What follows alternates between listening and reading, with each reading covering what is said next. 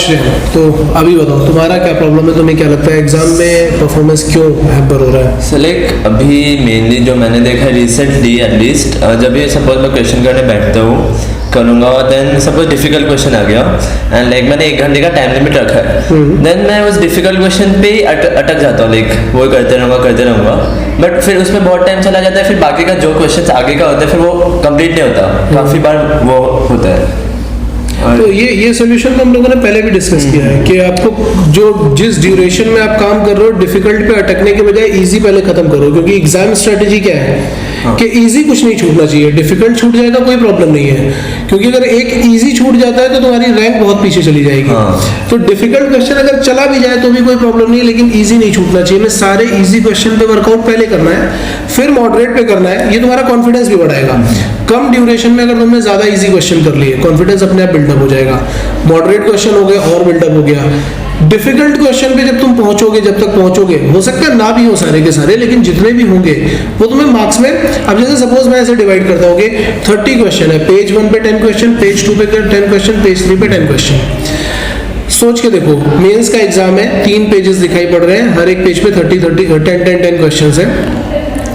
मैंने पेज 1 को देखा, क्विकली देखा, और क्विकली देखने के बाद मुझे दिखाई पड़ा कि यहाँ पे आउट ऑफ 10 3 क्वेश्चन ऐसे थे जो बिल्कुल इजी थे, और ऐसे इजी थे कि सीधा फॉर्मूला बेस देखा, फॉर्मूला लगाया, क्वेश्चन खत्म।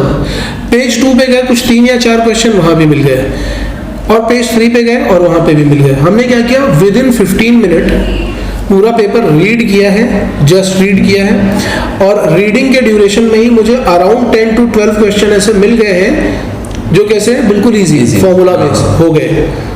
तो तुम खुद सोच के देखो, कट ऑफ चाहिए होता है 20%, और मैथ्स में अगर आउट ऑफ 30 तुमने 10 या 12 क्वेश्चन कर लिए तो तुम 30% के तो वैसे ही ऊपर आ गए हो, और 45 मिनट्स बचा हुआ है तुम्हारे पास अभी इन हैंड है।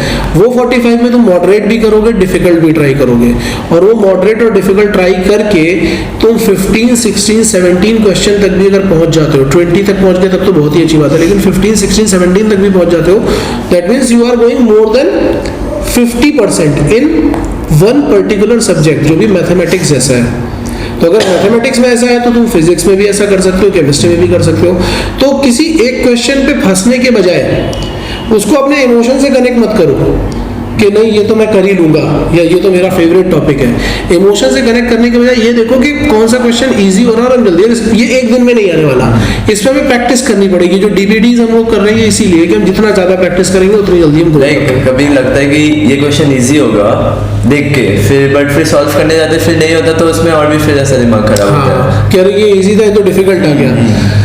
2 मिनट से ज्यादा नहीं लगाना है, 3 मिनट से ज्यादा टाइम नहीं लगाना है, क्योंकि तुम ऐसे सोच के देखो ना, सपोज 60 मिनट्स है, 30 क्वेश्चन है, तो पर क्वेश्चन कितना टाइम है, 2 मिनट्स का। तुमने 1 मिनट और एक्स्ट्रा दे दिया उसके ऊपर, इतना लगा लिया। अगर नहीं हो रहा सॉल्व, अगर इजी होगा तो सॉल्व हो जाएगा, नहीं हो रहा मतलब इसको छोड़ो, अभी और इजी क्वेश्चन है जो अंदर है वो मुझे पिक करना है, इजी मॉडरेट और पिक करना है। So you have to do the mind makeup before going for the test or before going for the assignment। तो पहले से ही सोच लो कि हाँ ऐसा हो सकता है कि डिफिकल्ट क्वेश्चन हो, मुझे 3 मिनट से ज़्यादा का टाइम वेस्ट नहीं करना है, मुझे कम से कम टाइम में पहले इजी क्वेश्चन करने, मॉडरेट करने, तब मैं डिफिकल्ट में जाऊँगा।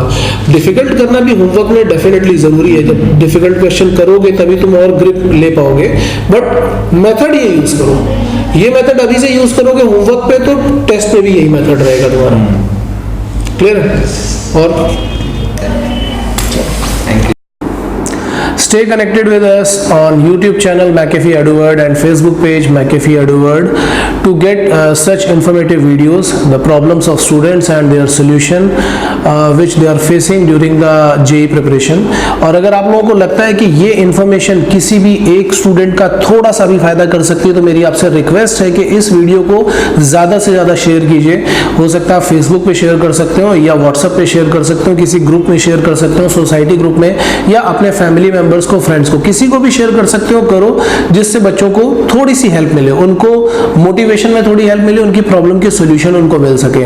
और वीडियो लेक्चर्स के लिए भी आप हमारे चैनल को रिकमेंड कर सकते हैं। थैंक्स।